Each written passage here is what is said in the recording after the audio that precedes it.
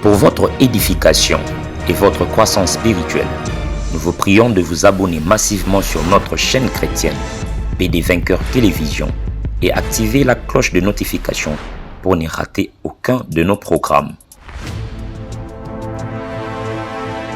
PD Vainqueur Télévision, l'instrument de l'évangélisation. Un jeune homme, comme Joseph, cet homme sortait de la maison de son parent forcément, imposé à Bima par frère Naï. C'était sa terre prophétique. Mais si tu te retrouves dans la terre prophétique, même si relation est créée, pourquoi? Parce que Dieu, depuis le commencement de cette terre, il a sa pensée que les relations vont se créer elles-mêmes. Les relations vont se créer elles-mêmes. Ne forcez pas que va lingayo. Si cela est ta terre prophétique, tu seras aimé sans forcer. Au forcer, les gens vont t'aimer. Faites attention, ma sœur. Dans ce moment qui sont dans la carrière, non, ne forcez pas les choses. Si cet homme, c'est ta terre prophétique, il va t'aimer.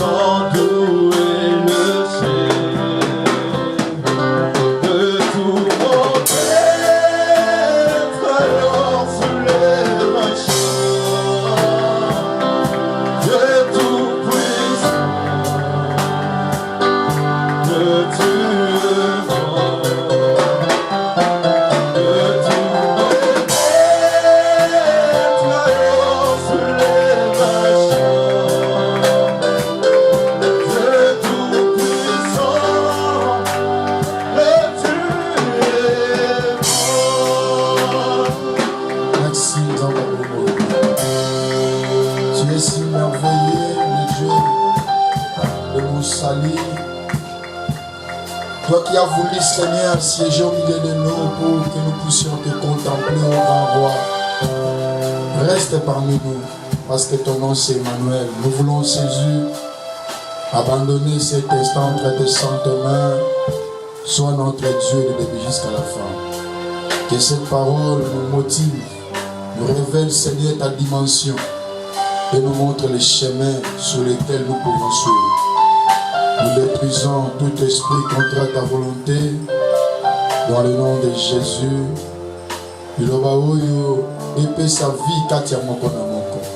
Nous sommes venus pour avoir la vie.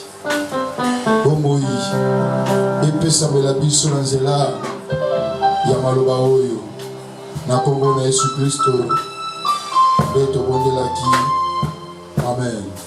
Tobete le mokondi maboko. Merci, Tojiba Bible Nabiso. Que ça me suivre donc ça vous bien pardon. Tozan na ba livre ami balé tozo bandanango, livre liboso ezali Genèse chapitre 13. To bandana 7e tina 15e verset. C'est-à-dire Genèse chapitre 13, nous commençons à partir du verset 7 au verset 15. Après, nous rejoignons Proverbe chapitre 20 à 24. Tobandi na Genèse chapitre 13. Genèse chapitre 13, à partir du verset 7, je loue le Seigneur Jésus-Christ. Il y eut querelle entre les bergers des troupeaux d'Abraham et les bergers des troupeaux de Lot.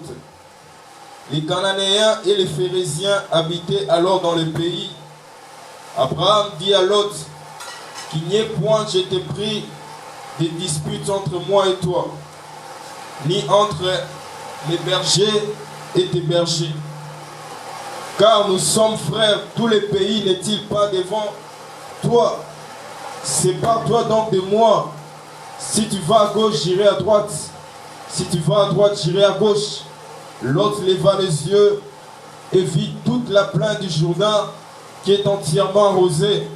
Avant que l'Éternel eût détruit Sodome et Gomorrhe, c'était jusqu'à toi, comme un jardin de l'Éternel, comme le pays d'Égypte. L'autre choisit pour lui toute la plaine du Jourdain et il s'avança vers l'Orient. C'est ainsi qu'ils se séparèrent l'un de l'autre. Abraham habita dans le pays des Canaan et l'autre habita dans les villes de la plaine et dressa ses tentes jusqu'à Sodome. Les gens de Sodome étaient méchants et de grands pécheurs contre l'Éternel. Ok, merci. Aujourd'hui, Proverbe 20 à 24. Proverbe 20, 24. La Bible dit, c'est l'Éternel qui dirige les pas de l'homme. Eza Yahweh atambwisaka makolo ya moto. Mais l'homme peut-il comprendre sa voix? Maintenant, une question. Est-ce que moto akoki koyeba nzela na ye? Bandela avec ça parce que on n'a pas été aujourd'hui. Terme na biso ya tongo lelo. C'est l'Éternel qui dirige les pas de l'homme. Mais l'homme peut-il comprendre sa voix? Boni, est-ce que moto akoki koyeba nzela na ye? Amen. Merci Tovandi, que le Seigneur soit loué. Ezali Yahweh atambwisaka makolo ya moto.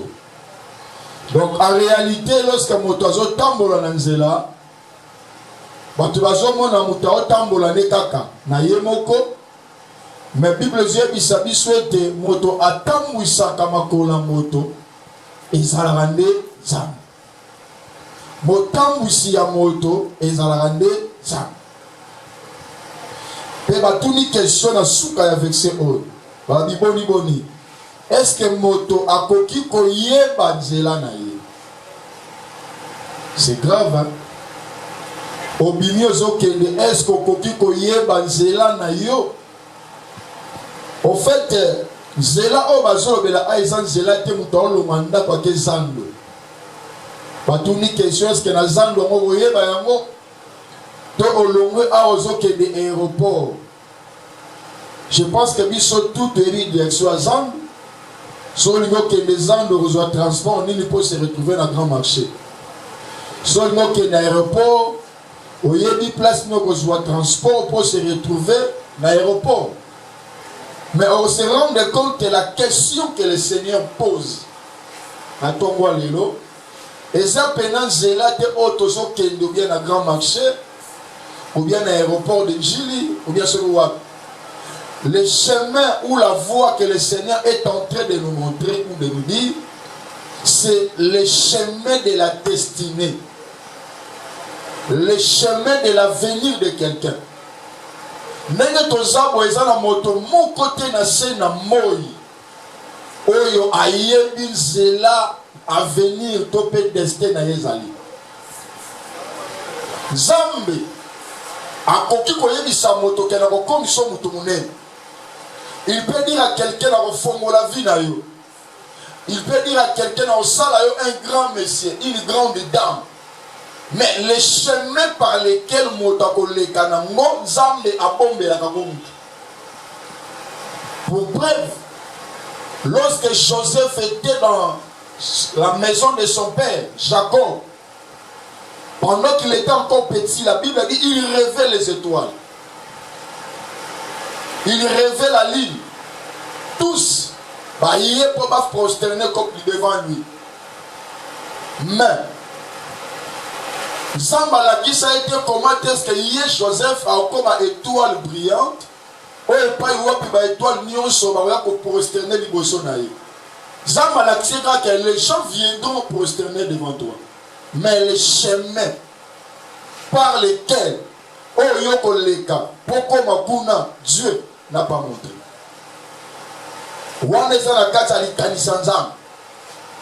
Donc lorsqu'on dit ceci, c'est l'Éternel qui dirige le pas de l'homme, mais l'homme peut-il comprendre sa voie? En d'autres termes, est-ce que l'homme peut comprendre la direction de son... Est-ce que l'homme peut comprendre la direction de sa destinée? Par où ma destinée se retrouve? Et ça ou a pesika oyo vinane ko fongoama wana mutayebite. Alléluia. Alléluia. Le Seigneur peut te dire que gobala na gobali sayo. Na oyeba te nani onde yo Seigneur obala. To mona ba tebele ba sa ba fiancé na likanisi ba gobala na. Mais ne ba kabwane li ata mobali pe mwasi ba se rendre compte te. To mona même sous balali oya ba zaki ba fiancé ba localité oya keiboye mais après 5 ans ils se sont encore retrouvés babalani. To mona ngo. Donc la destinée ou le destin de l'homme dépend de l'Éternel. Zambe nem te dit qu'on placer l'homme à moto. Donc on va poser la question, est-ce que moto malgré mayele naye a koki ko soso la nzela naye? Bref, le thème de ce matin est intitulé Ma terre prophétique. Ma terre prophétique. Ma belle nanga ya luseko. Ya lycée quoi? Yani ya lisakoli voilà. Ma belle nanga ya lisakoli. Ma terre prophétique. Bien le Seigneur. Terre, par définition, c'est un sol sur lequel nous marchons. Nous plantons, nous construisons les maisons. Donc par définition, on nous a dit seulement la terre, c'est un sol. Le sol par lequel nous marchons. Nous plantons ou encore nous bâtissons. C'est ce que nous appelons le sol. La terre plutôt. Mais pourquoi encore on a ajouté prophétique? Donc, lorsqu'on parle sur le prophétique, c'est quelque chose qui est toujours relié ou lié à la prophétie. Qui a toujours lien à la prophétie. C'est ce que nous appelons les prophétiques. Si c'est Église Yokamai, le dialogue lelo et sali sabiso nyos, katina biso. Et les rabiso bolon peut sali sabiso pays. Nenge to zabo en commençant par moi, tie pas na yo. Tout enfant de Dieu, tout être humain a sa terre prophétique.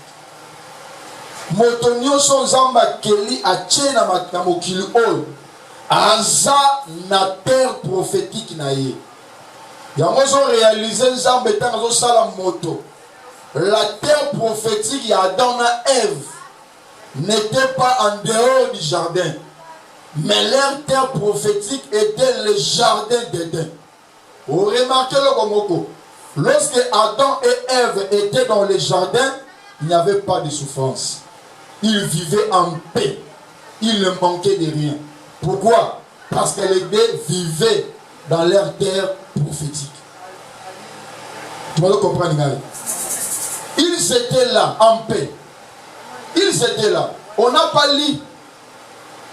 Et si comme on était dans la Bible, Adam manquait de quelque chose. Non, ils étaient calmes à l'aise. Pourquoi? Parce que leur terre prophétique était le jardin.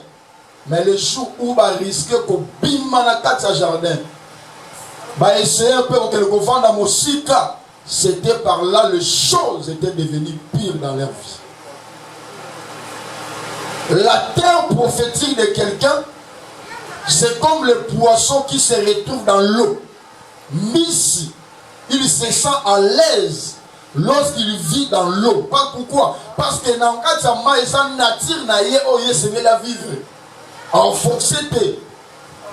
Le poisson à l'aise lorsqu'il lie à maille. Poisson à l'aise lorsqu'il met la maille. Poisson à l'aise lorsqu'il vit la maille. Ce qu'on reçu qu'on soit soso, qu'on tient la maille, il va mourir. Pourquoi? Parce que la terre prophétique n'a yé, et zali maïté mes amokili.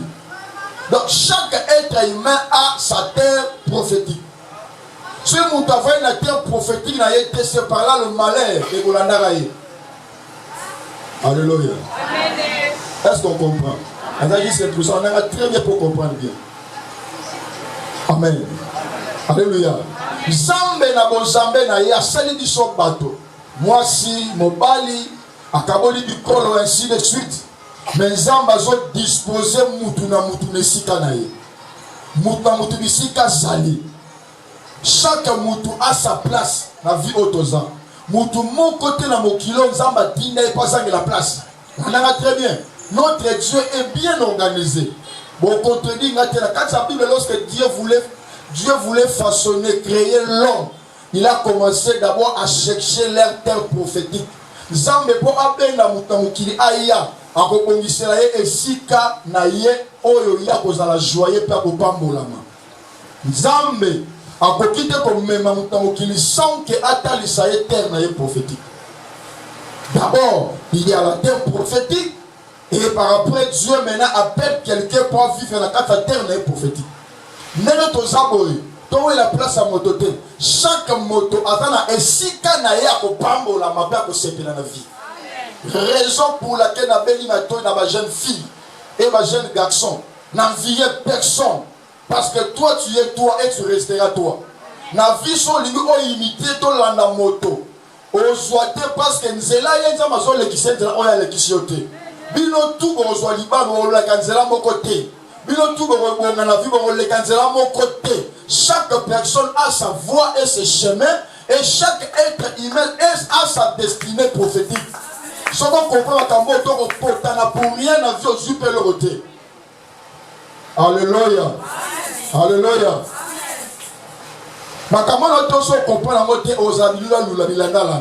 Mais ce qu'on comprend, on comprend que vie autosa. Zamba salam motote na vie passant de la bisika. Écoutez. Tu vas en Europe, na libana mboka. Lorsque zobo ta faut tenir compte na mutuka. Deux bana, trois bana. Faut na mutuka deux places na deux bana. C'est-à-dire yo liboso, moi si na yo, deux bana na sima. Mais soit comme ko déborde comme na 3 4, l'état pour imposer yo za na mutuka ba no. Ou ils ont 5 places na sima, to 4 places pour que les enfants bazan na place au vanité. Tu vois, Zambe a l'équipe de l'organisation. Zamba koki jamais continue dans mon kilo on a c'est. À moins qu'on croit qu'il y a pour le désir, il y a pas parents d'autres désirs en un. Son numéro tu as compris pété. Et là il faut croire d'abord. Tu te retrouves dans ce monde non selon ma parents nayo, mais selon Dieu. C'est tout le monde comprendre. Ma bande de comprendre ngate. Ma kambo note yayo. Il faut d'abord comprendre pour l'humain que dans mon kilo il y a par hasard.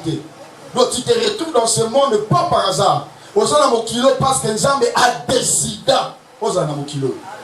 Même lorsque tu es au Congo, Osana Kinshasa ou bien partout ailleurs, il faut d'abord croire que je me retrouve ici dans ce pays parce que Dieu a permis. Le roi Nzamba Lingaki, c'est que yé a coquille jamais kotinda mutu de l'éternité sur la terre sans que abongisa mutu si ka fo moto sani avant. Il avait fait ça chez Adam et Ève. Pourquoi ça va monter? Donc chaque être humain a sa place. Amen. Et la place est là. C'est ce que nous appelons la terre prophétique. Donc on comprend que la question la plus pertinente dans la vie à Moutou, de savoir où se trouve ma terre prophétique.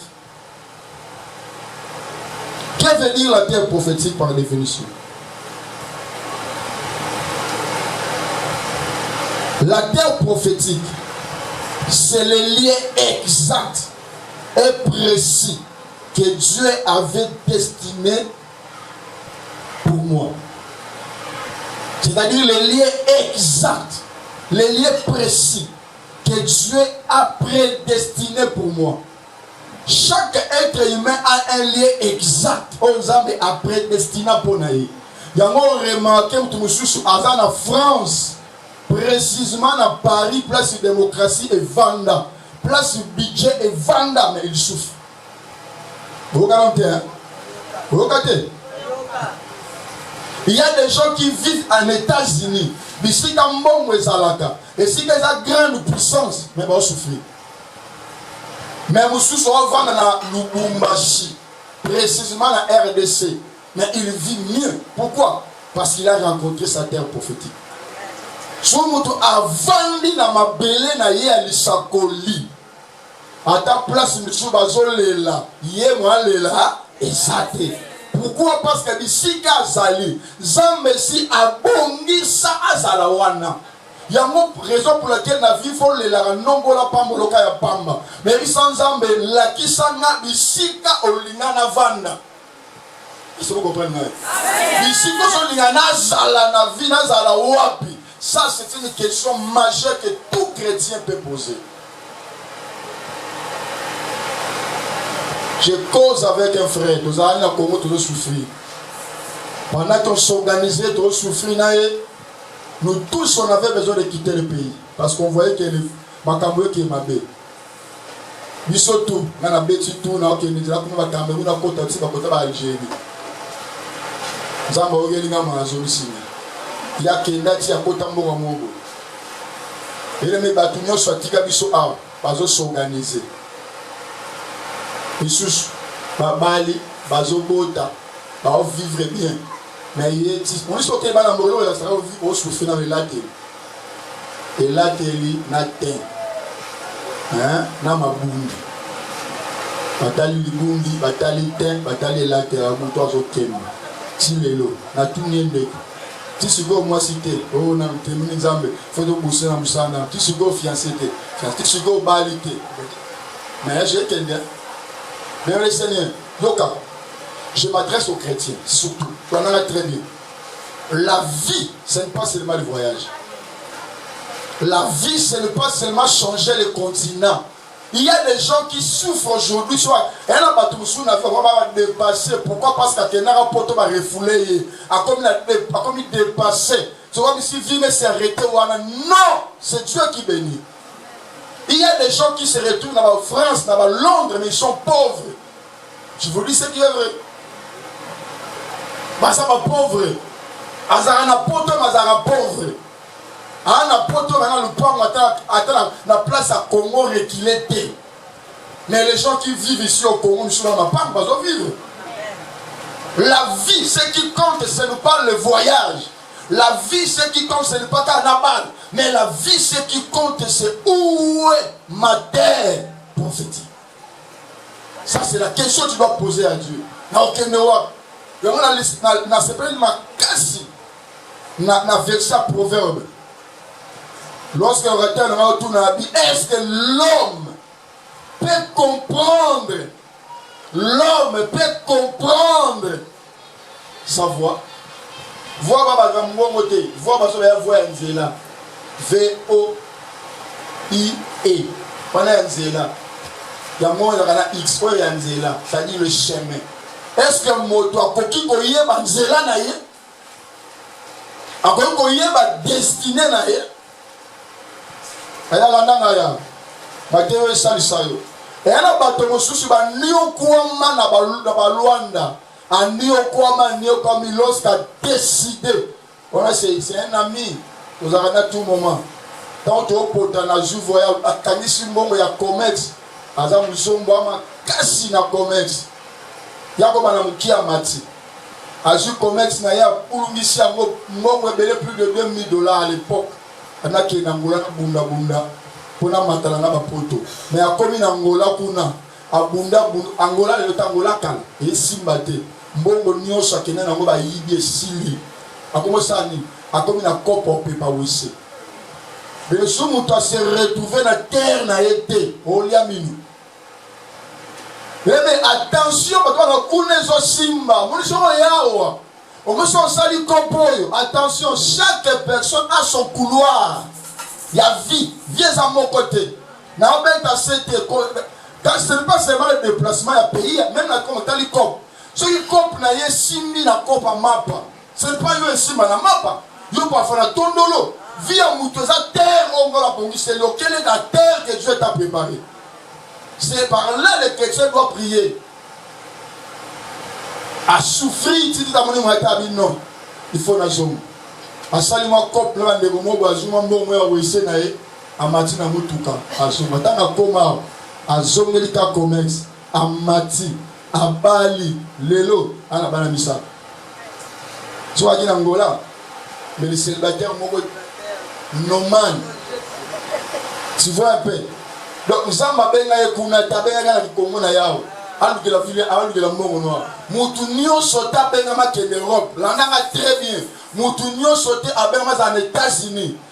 Zambe soko imposo wana zala wana. Ayebi yemoko. Tu dis ah la terre prophétique c'est le lieu précis, bien déterminé que le Seigneur a voulu que tu sois là. Un jour, dans la Bible, dans le Canada, Genèse chapitre 13, Abraham avait son neveu Lot. Ils vivaient ensemble. Ils passent le temps ensemble. Ils travaillent aussi ensemble. Ils ont travaillé, ils ont vécu. Là, on a très bien l'église. Quand ils sont ensemble dans la famille, ils ont choix na yote. Ils ont choix na ponaki. C'est-à-dire, au bout dans la famille, il y a 6 personnes. Il y a 7 personnes. Ils ont poni. Mais quand ta famille bima, il faut faire très attention à la choix. Voilà ensemble, bazo sale lo choix na nzela na yomoko. Nazo bima, zambe abimiso, mais na yomoko, on a pas de responsabilité. L'autre vivait avec Abraham. Plus vas ensemble, il y avait des querelles entre eux. Kobenana, Abraham a dit non sur Koli. Parce qu'en réalité, Motono soit Koli dans la famille, il doit se séparer avec la famille. Son commis Yaya, il dit que le foot attaque coucou, attendant qu'on a en sorte que tu sois loin de la famille. Et c'est ça aussi le respect. Nous sommes contre je suis contre cela. Et c'est la sorcellerie. Donc tu couches avec ta femme chez vous. Ça c'est la sorcellerie. Bien classée, bien organisée. Amen. Nous, l'église, nous sommes contre. Parce qu'il est dit, l'homme quittera et il s'attachera.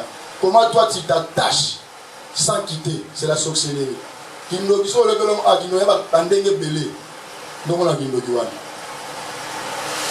L'autre devait se séparer avec Abraham. Abraham était clair sur l'autre. Pona. Si vous êtes à gauche, vous êtes à droite. Si vous êtes à droite, vous êtes à gauche. Bien le Seigneur. Aujourd'hui, parfois tu es chez vous. Aujourd'hui, parfois tu es ensemble avec le parent, avec tes frères et tes sœurs. Mais demain, tu seras obligé de se séparer. Mais, pendant que tu te sépares avec la personne, bien avec la famille, il faut y avoir besoin de wapi. Ou qu'il y a vanité, ou bien tu vas vers ta terre prophétique. Deux lieux seulement. Il y a un lien vers la vanité, ou bien le lien vers ta terre prophétique. C'est à vous de choisir.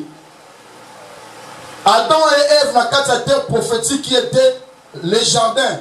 Adam et Ève étaient à l'aise. Qui à l'aise. Bien. Alléluia. Alléluia. Mais tout le monde qui ne peut pas, n'est pas. Et pas nani. Jonas, quand il a qu'elle vers la vanité. Dans la quête, il a qu'elle déjà. Il y avait des choses qui se sont passées. Pour vous dire que ce avant de m'appeler na yete. Yayatika, tu vas souffrir. Souffrance à te belé parce que si ça, na kambosa, ezali terrain na yo, luka terrain na yo. Est-ce que vous me comprenez?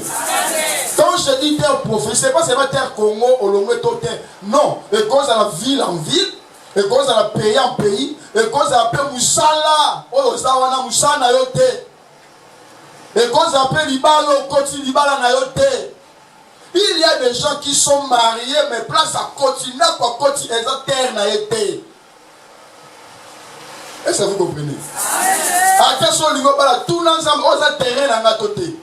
Et si quand on a côté, ce que les balles na terrain na yote, on va souffrir, on va kemba, on va apprécier ma célibataire. mais il y en a non. En non pour les Arabes, honneur, mais honneur exalté. Les gens diront, ah, c'est le Ramounen à l'Issapi, ils ont mis là, mais la carte, le moutema passe. Pourquoi? Parce que les lieux dans lesquels tu es entré, ce n'est pas ton terrain, ce n'est pas ta terre prophétique. Le mariage est là, ce n'est pas ta terre. Il y a déjà après ça, il y a bien la mobile, mais posez la question, il y a un monde qui a massif, il a manqué tout court. Voilà pourquoi l'église, tu es censé de demander à Dieu, où est ma terre prophétique? C'est très important. Place dans les awa. J'avais dit ça au début, nous sommes dans ma tine dans ma belle. Abongi cela et si quand il est face à la bien précis, bien déterminé. J'ai vu un homme, un jeune homme, comme Joseph. Cet homme sortait de la maison de son parent forcément, imposer à ma part frère naïe. Ok, c'était sa terre prophétique. Mais si tu te retrouves dans la terre prophétique, même si les relations se créent à Pourquoi? Parce que Dieu, depuis le commencement de cette terre, il y a sa pensée que les relations vont se créer elles-mêmes. Les relations vont se créer elles-mêmes. Ces petits qui ont coupé. Relation exaltée, connexion exaltée. Mais dès qu'il y a Potiphar a joué. Potiphar a trouvé grâce.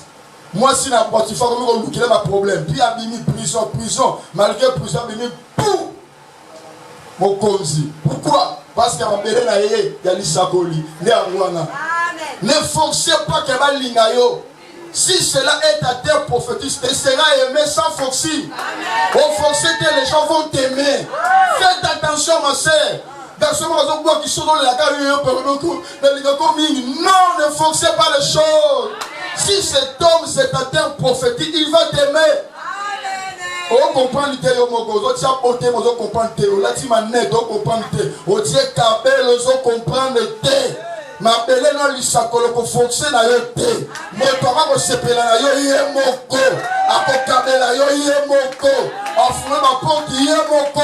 Et ko fonctionne te. Demande à Dieu où est ma terre prophétique. Wapi kouwa na nga vie ça wapi. Comment est la terre kouwa na nga za wapi. Il y a des gens qui souffrent aujourd'hui pour ici comme ça. Et ici quand était. Ici quand était à Zokemba. J'avais la seconde ma casse de moi comme la fait souvent bien. Avec certaines relations, tant que vous avez et ça le roi ma délivrance. Mais il y a nos oeufs battus. Moussous a niongyo pendant 7 ans. A niongyo pendant 5 ans. Donc c'est un bon monsieur, une bonne madame, mademoiselle plutôt. Oh, quand elle qui prend la prison. Le jour où le Kabouanamo comprend, mais mouton, vous avez qui rien, mais qui m'a mon pépéco. Vous avez qui m'a vendu. Mais la grande question que tout chrétien doit poser, Seigneur, où est ma terre prophétique? Tu veux où que je sois? Amen.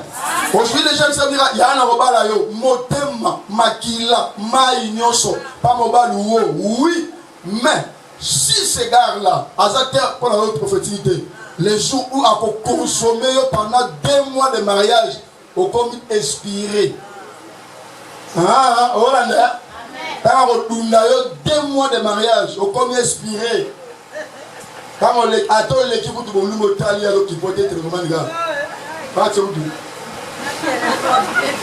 On s'en tel l'autre. Attends l'équipe de numéro tali. 2 mois par. Il y a des mariages qui se dissous. Il y a 2 mois. 2 mois, 3 mois, 1 mois, c'est pourquoi? Ce n'est pas sa terre. Ma belle a été. Les jours là, comment ma belle a été mis retourné vers l'Ibanda. Ok, c'est à Bali. Mais il faut encore les serre dehors. Faites attention. Et là, on y a ce style arrêté, bah oui, l'arrêter. Il faut attendre le temps. Chaque être humain a sa part. On s'en va pas, c'est pas une. De la même manière, Kabula Israël, chaque partie, chaque tribu na terre naïe, après ça, tu choses aux arts, on a belé mout dans le temps d'ici canaïe. Moussou Azar comme Bonganais à Djibouti. Vous dites Djibouti. Moussou au Kélé-France, c'est Djibouti n'est pas au Congo. Nous sommes pourtant le Congo, on est au monde à Djibouti. Son temps, on a bien on me met le mot au Yébate. Ok, na café, je me comprends. Oh, Tout ça, son papa. Nous avons la haine. Mais il y a comme la haine. Il y a comme la haine dans mon nez. Zamba Moutoute.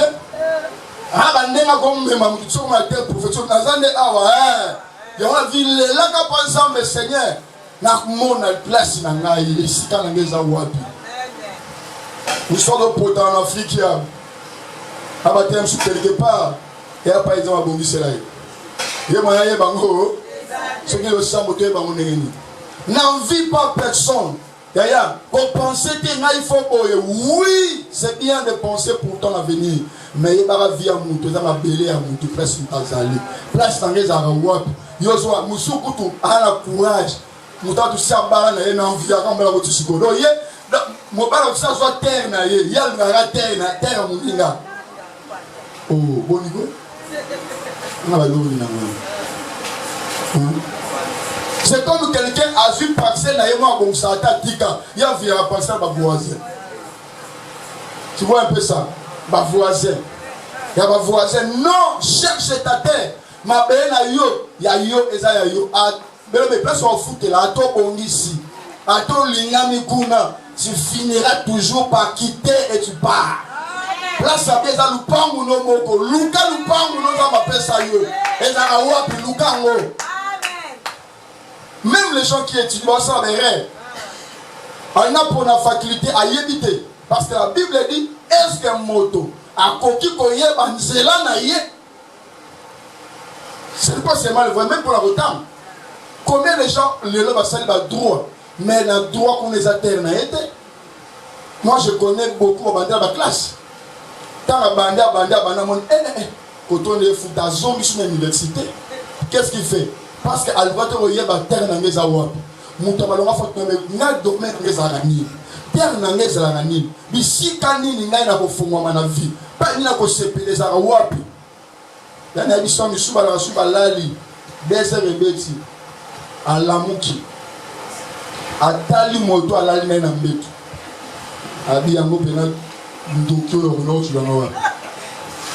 Je dis que ce sont des choses vraies. Je donne pas sur la donne à vous.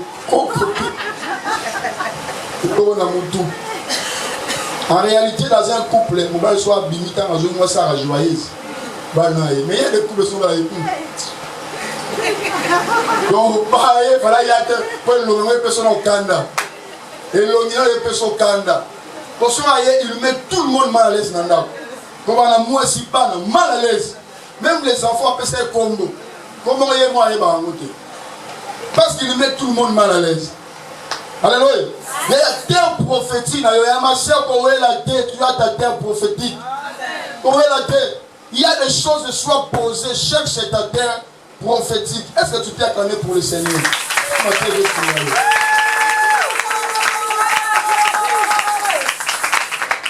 Psaume 67, verset 5. La partie B. Moyen besoin de babouille. Alors,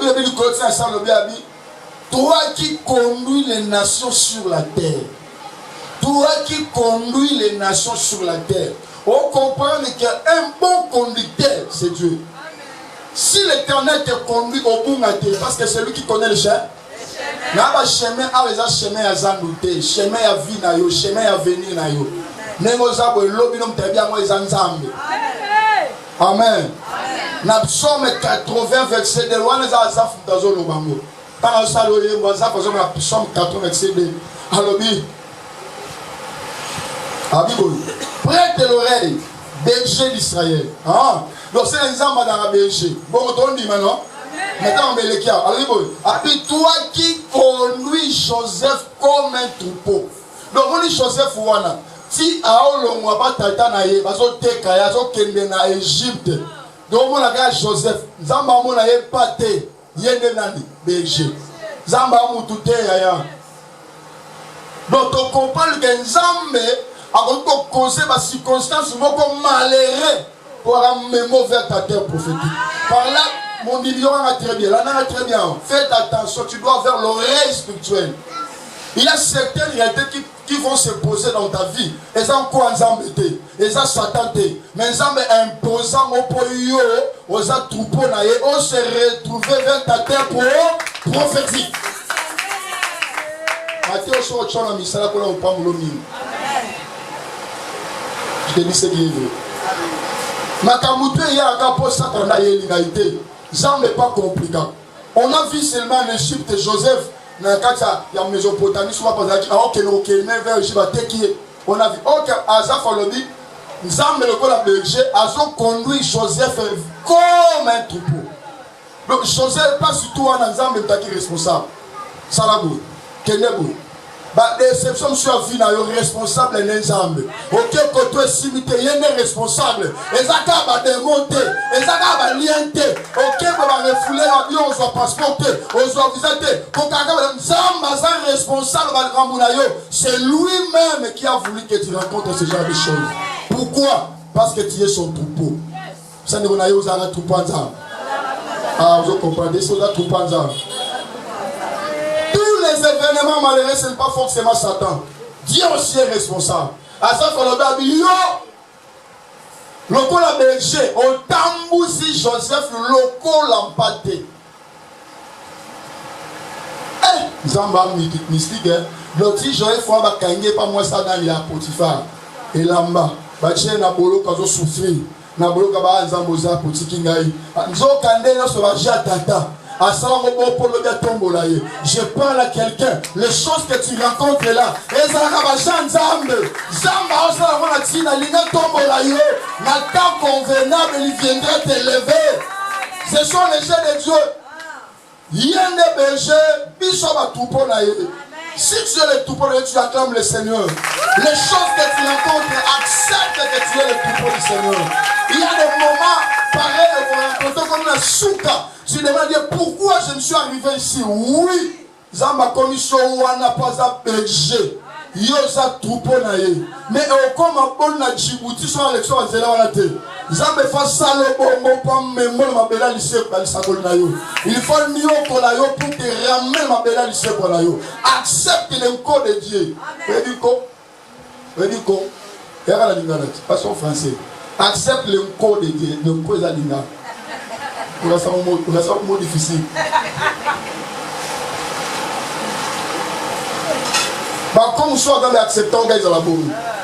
Et comme on dit mal en bon. Bah comme on dit mal bon. Zamba sara pas que na yoti tango comme mais na combien va ndenge oui lui il est notre berger et nous sommes ses troupeaux. Le photo bikabilo en ndengwa. Amen. Na sambeli nzambe mutu moko a ambrié oté. Comme na mabele na yo prophétique. Et si nzamba laka yo koma. Libala nzamba laka yo kota. Oya zo luko poke de libanda pour tant nzambe na bebi siango. Kota na libala nzamba bongisa pona yo. Na mosalo kola bongisa pona yo. Na affaire kola bongisa pona yo. Pour affaire ya nzambe oya bongisa pona yo. Ato bandi na $20. Logo comme une femme d'affaires, un homme d'affaires. Mais on kola bongisité. Ato bandi na $1200, $500, tu vas chuter. Pourquoi? Parce que cela n'est pas la volonté de Dieu.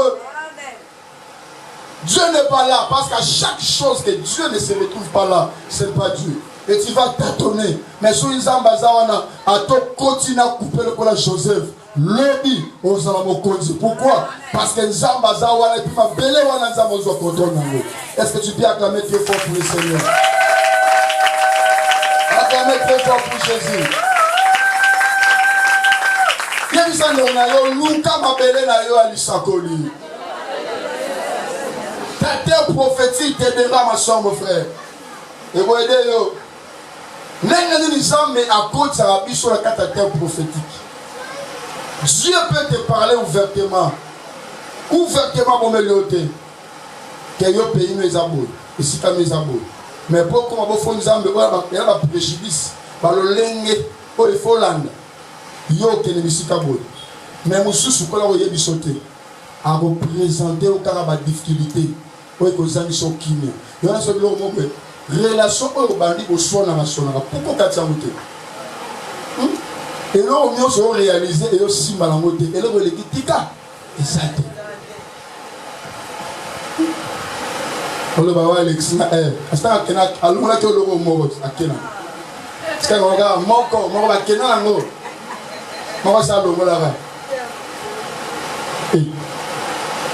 Il y a des choses. Il y a des bases. À la Kenani.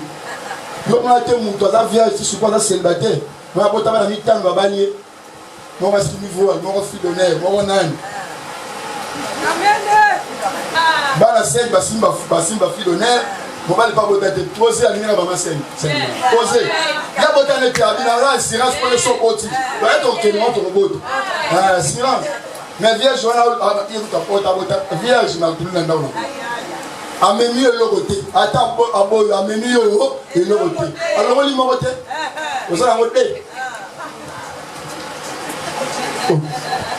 oh ni bo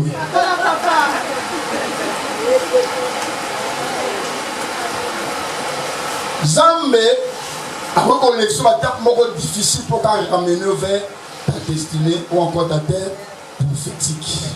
Alors comment maintenant vivre ta terre? Comment aller ou encore comment se retrouver dans la terre non prophétique? Un, et là on va dire tu dois croire que Dieu est ton berger. Toi tu es sa brebis. Son niveau monté à combien de place de l'Igazan. Mondimoza oye l'église bana yo ndima kaka nzamba za la kamoba te libampate pe yo zampate na ye ndima mobongo ate yelo ya pasi ya bisana nzambe merci on a contrôle ya nyonso yo nde berger na ipate ate na kufinzala na zangi ya kolala ya kolia na zangi ya kolata nzamba za mobate na ngai na kobange eloko moko ça c'est la première des choses.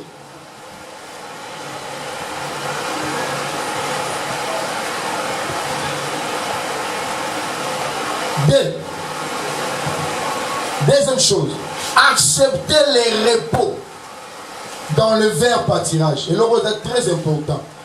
Mon toit soit repos, c'est qu'il travaillait d'abord.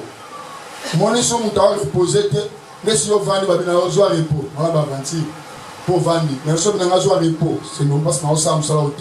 Donc mon toit dit qu'il y a un repos. Reposer signifie il travaillait. Oyebi, avant que toi ya pas Yesu, on travaillait pour les diables. On les mensonges, qui moyibi, qui numba, le kuta. Mais lorsque tu es une église, on doit nécessairement voir les repos. C'est-à-dire qu'on mette fin à travers tout cela qui avant qu'on arrive chez Jésus. Donc la deuxième des choses, il faut montrer à qui kamisalawana et puis animi qu'on va dans la matite samobe. Or matite samobe c'est la parole, c'est l'enseignement. Tant que une église, tika makambo bisika misika peli ko vanda na maloba na nzambe. Biloba nzambe za la socre soubassement na yo se melo vanda nango. What on a Psalm 23 verset 1 à 2. Nandini yo soza berger. Nga impate. Mais nandini pena va d'abord natika misala nga ma bena zo repos na pema. La terre a bino a aussi makambo na trop pema na. Mais c'est notre film où papa Nazaki animé la molimo ya publicité à ma casse baté à ngate ay baté à ngate papa avant ngamo consciemment na vrai bena ta conscient na bi non joani na makambo ngai mo na miso na ba question na sali pe vio ni nati kana pe ya comment ça baté à ngate. Il y a des moments où on va tranquille, on na sali à ma bé, na sali haut, na kebo, na paix manam peu. Nous avons dit tout matin. Et tant que on paix ma wana, on paix ma nabte, les rassurons l'église, nous qui matique ça mobèche, pour les alliés paroles, les enseignements, paix manambo. Pourquoi? Parce que lorsqu'on paix ni matique ça mobèche, n'est ici qu'à eux, le balanzambe et que on a pour éclairer. Parce que David dit ceci, dans mon canal, Psaume 119. Verset 105. Psaume 119, verset 105. Habite ta parole est une lampe à mes pieds. Amen. Et une lumière sur mon sentier. Et là, tu es belé. Comme à la terre prophétique n'était pas parce que mon lit, quand tu pêches, ton chemin sera noir. Même si les hommes à la question sera ok. Mais mon lit, ok, mais la parole de Dieu met les apôles et qu'on permette au monde un chemin à guider les yo. Combien de fois l'autre note à malam ou guider? Parfois Dieu voulait passer pour intervenir. Que mon ikamo sal, et ma belle salabou. Mon zelo kene nzela ote. Mais yo mo lili environné yo mo nzela nenge ni. Raison pour laquelle il faut vendre dans la matique ça mon père se pose au repos. C'est alors le Seigneur va te guider. Non, pas ça. Raison aux salabou et que bien te. Comment est-ce que yo lili mo ban? On va autant ma belle. Montre le Seigneur au nom de Jésus. Naïe ba on va la vie dans tout. Moi, ça sera déjà ça sera la vie dans la tête. Mais Dieu dira quoi? Déjà, il y a des noirs. Mais lorsque on suit repos, et tu t'es assis dans ma tête, quand tu pries, la parole est là au vent de l'écopé sur lumière. Sors dans les noirs plutôt. Lorsque tu es dans les noirs va t'environner et tu ne sauras pas comment attendre la voix de Dieu. Parce que tu es dans les noirs. Donc, prends le repos et assis-toi dans le verre par tirage. Pose à la guider par exemple. Pourquoi nous avons Makambo? Tu vas souffrir le belé. Tu vas souffrir le belé. Tu n'as vu alors l'aveugle. Faut que mon attend Boussaï. Avec le Boussaï, je l'ai téléphone à Nicolas la chair. Alors ça va bouillir. Pour un mon athée. Quand tu vas tâtonner, pour la vie n'a pas voyage n'a pas les Camerounais zar. Mais parce qu'un mon athée, alors ça va bouillir. Alors tâtonner pourquoi? Parce que un mon athée. Mais Zamba mon a résolu beaucoup na yo à Simbisio. Yango. Alors zou. Pour Simbisio bongo, il faut joyer BG na yo. Yos à l'empaté naïe, deuxièmement, il faut qu'il soit repos. Repos na Kotongo, repos na Kofine, repos na Koina, repos na Kinumba, repos na Ekobo. Aux repos. Après, on accepte, on va dans le verre pâturage. Ce qu'on on fait le verre pâturage est comme une lumière pour nous. Et maintenant, guider vers ta terre prophétique. Acclamez très fort pour le Seigneur.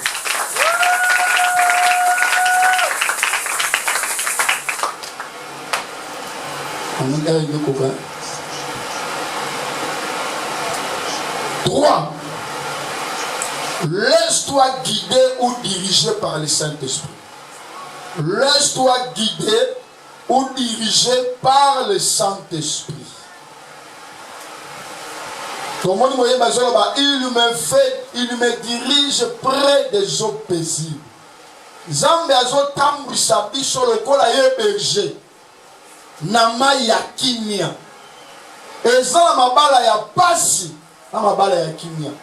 Eza na voyage ya pasi. Na voyage ya kimia. Eza na misala ya pasi. Na misala ya kimia. Parce que le mot paisible devient le mot paix. Paisible, paix. Et na kati kimia.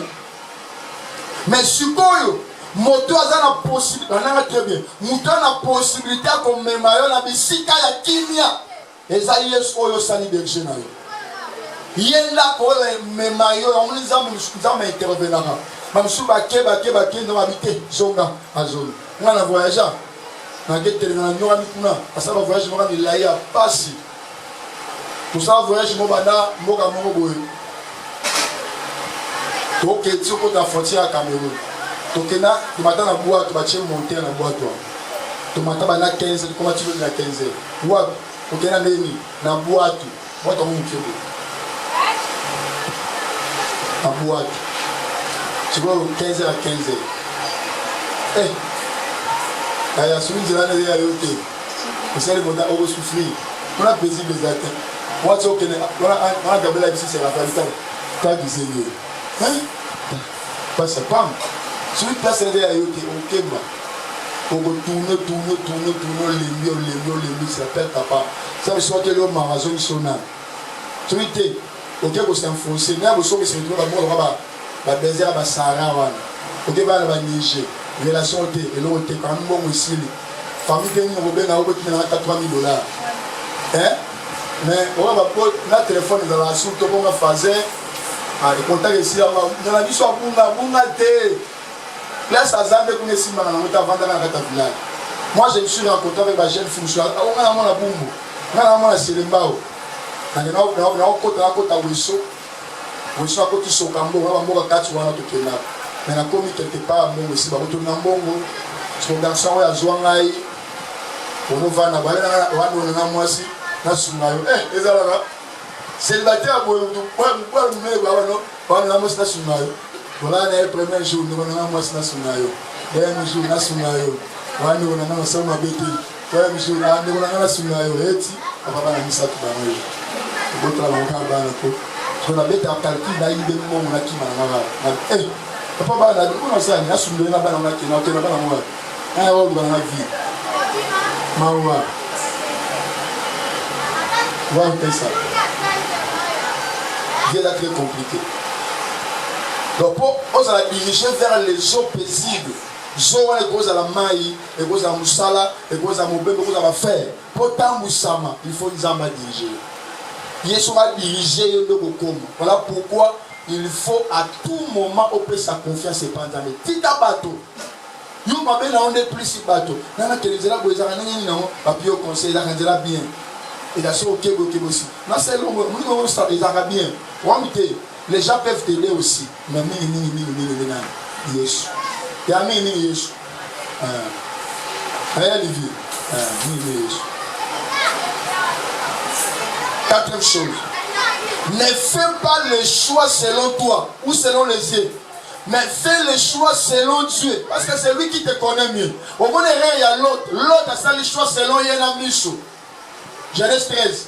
Après, ma vie, Pona. Place au Kenga la Kei. L'autre a tel amour. Mboka qui toque au Sodome la Gomorrhe. Abi, au Europe. États-Unis. Kola benga yo, kunate. Kola benga na Lubumbashi. Kola benga yo wap na Bukavu. Yo bia Sodome na Gomorrhe. Organizera ke ake kokemba. Mais tant que tu comprends, après ma kenda na mboka mususu mabe. Mboka ngoko na ngokana. Ils ont été manqués de Ghana et Ali m'appelé aux Nzambe à prophétiser pour naïe, à prédestiner pour naïe ma descendance naïe. Au moins si vous l'avez là. Oh y'a qu'un Sodome na Gomorrhe place qui toque aux Ali. Y'a qu'un na Ghana. Na Ghana pas y'a qu'un. Mort compliqué. Ça m'a fait si mais entre les mains y'a ben pas tout sous. Ce qu'on dit à ça. Abraham tout dans la Bible. A dit à Tongi ma tante. Allah na ma tante. Nous tu appelles sur mot Allah na ma tante. Tante va fabriquer un beaucoup hein. Il appelle de moteur à la one. Vine na ma tante. Na ma tante. Alléluia. Mais le sur toi tu auto bien mboka ya bana Abraham te. Abana na ma tante. Et le mboka wa les arabana. Na bana ba oko ba ne logote. Mais sous nzamba yebi yango et faut voir. Mobali olinga ko za ne logote. Mais sous nzambe a porna binomi balé. Lobi bo sepela. Naza contre ba kenga zo mbala aza elote. Posoni a zuelo aboyanga. So aboyanga voisin oboya ote. Ya voisin qui relation na ya qui terre prophétique na été. Donc il faut pas être comme tout le monde sait. Vous comprenez pas ça? Je suis pas voisin qui terre la terre na été. Aboya qui même je suis pas dans la terre na yo. Faut pas être comme tout le monde. Non, Nzambe soit personne moi si. Yamabe, mobala na mongote. Na dit que boza destiné no balé à tabo keleli lelo. Lobi bosani, on se fait là. Abraham a ma tante. Lelo. Dans le pays comme il construit pas Abraham. Pourquoi? Parce que Nzambe a fait ce bango loko. Na vie où les importants yeba et si kani o Nzambe aligné sani oza acclamer très fort pour le Seigneur.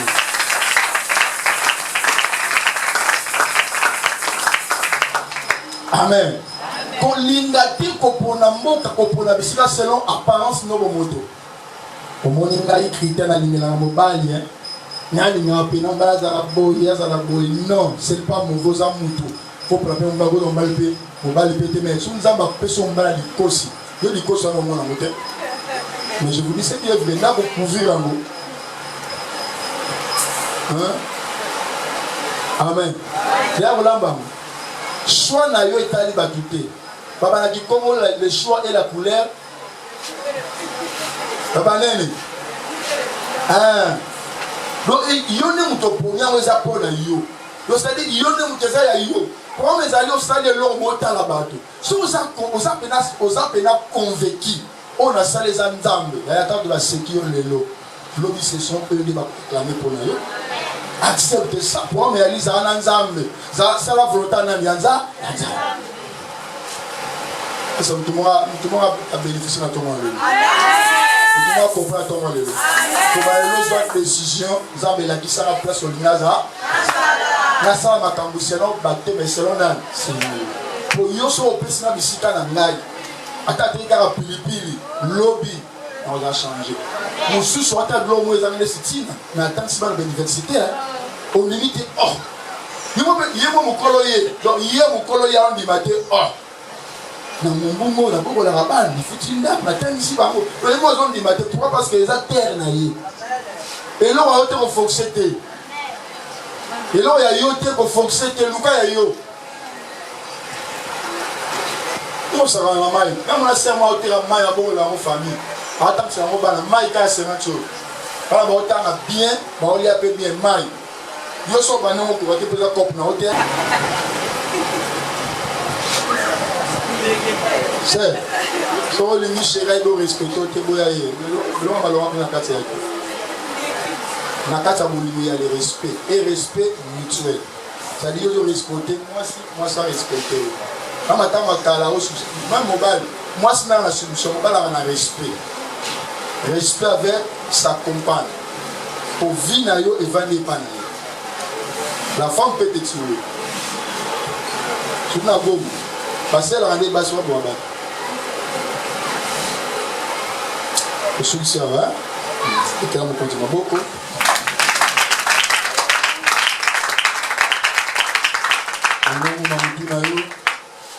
Dis quelque chose à Dieu et vous sentez Seigneur na yo qui nous va yo dans sa matière prophétique na yo où est ma terre prophétique dis ça à Dieu s'il te plaît prions au nom de Jésus.